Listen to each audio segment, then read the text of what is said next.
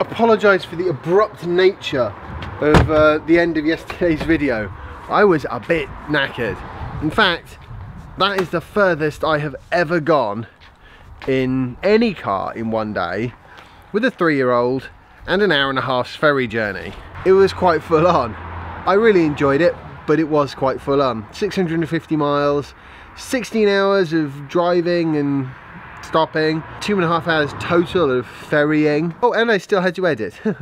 Brilliant. Cool. Anyway, I'm just going to try and recharge some of my portable batteries using all this abundant solar energy. I always try and keep the batteries out the sun, otherwise they get too hot. Also, just wanted to quickly talk about something that a few subscribers have mentioned to me.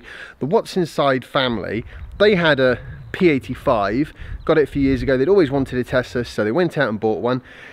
And now they're getting rid of it, and the reason principally is because they say it's unsafe. It goes through rear tyres very quickly, it's very happy to spin those rear wheels. Now I have some experience with P85s, although I only have the S85. Every time it's been in for a service, I get a service loaner. It's almost always a P85 or P85 Plus. That's happened 3-4 times. One thing I noticed on all of those cars is the rear wheels spin really easily. I don't know if that's because Tesla decided to make it a bit punchier, a bit more loose feeling at the rear end with the performance versions, the original ones, but there you have it. If they got a S85, they would not have that problem. And in terms of tyres, well, they've got 21-inch rims, and they are famous for going through the rubber in about 8,000 miles. My car, with the 19-inch rims, I got 46,000 miles out of my first set of tyres, and these ones have been on there for 28,000 miles, and I've not rotated them at all or anything like that yet. But let's have a look how much tread is left. 6.7 mil front left, 5.4 mil front right, 4.2 and 4. So okay, I need to rotate my tyres, but you get the idea. That's 28,000 miles. I have gone a bit quicker recently, a bit more spirited driving, because I haven't had a lot of time because I've been vlogging. So I don't think the tyres are going to last 46,000 miles like they did last time, but they're still going to last pretty well. Certainly more than 8, and more than the kind of mileage that I would associate with a design flaw. I couldn't help but notice when I was out here last how to control my hedges, so I better give that a quick.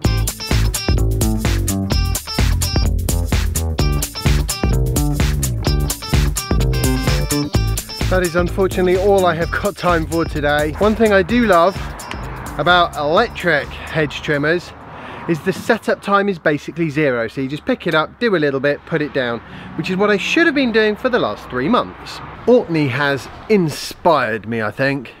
So I'm going to try and make more use of my solar power. Problem is, I don't really generate very much. I've just got a few small solar panels with various batteries and stuff, but it's no excuse. Every little helps.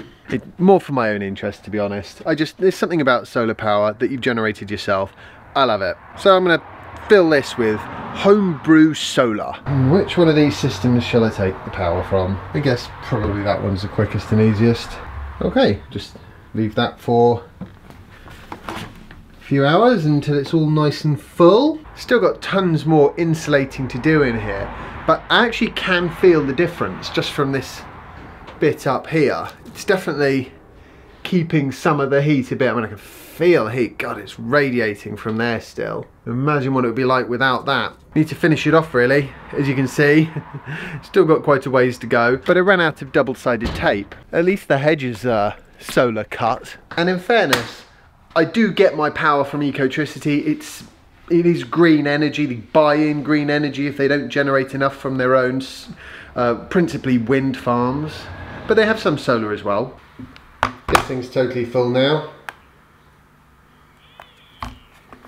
Today is officially my catching up day after Orkney, which that was a lot of driving yesterday, and with Jasper and the ferry, and yeah, quite knackered. So today, catch up day, which means the vlog post is going to be a bit smaller and simpler.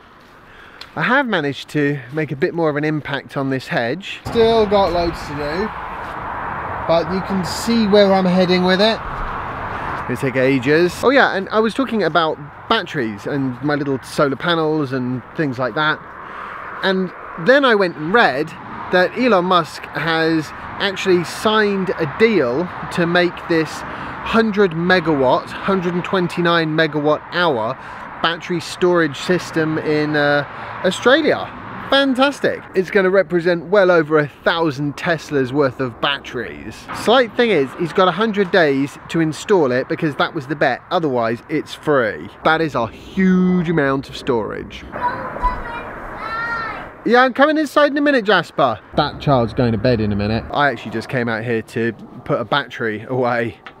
Well, I think put a battery away or see if a battery's charged. Nope, not charged yet. So yeah, it's going to be quite a challenge for Tesla Energy, but I have no doubt that they are going to rise to that. It's a nice thing about battery storage.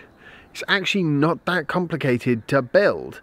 Building them, the factory, the machine that manufactures batteries on a huge scale, that's where all the effort is. Once you've got one of those, you just package the batteries up and crane them into place, more or less.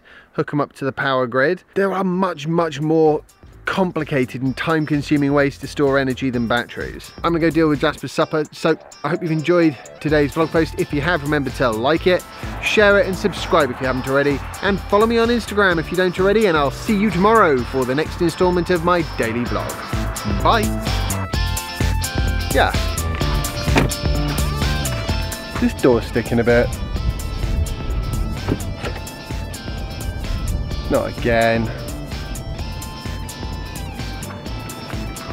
Blinking micro switches. Bound to happen on all 4 doors at some point, isn't it, if we're honest. Not sure the heat helps with that actually.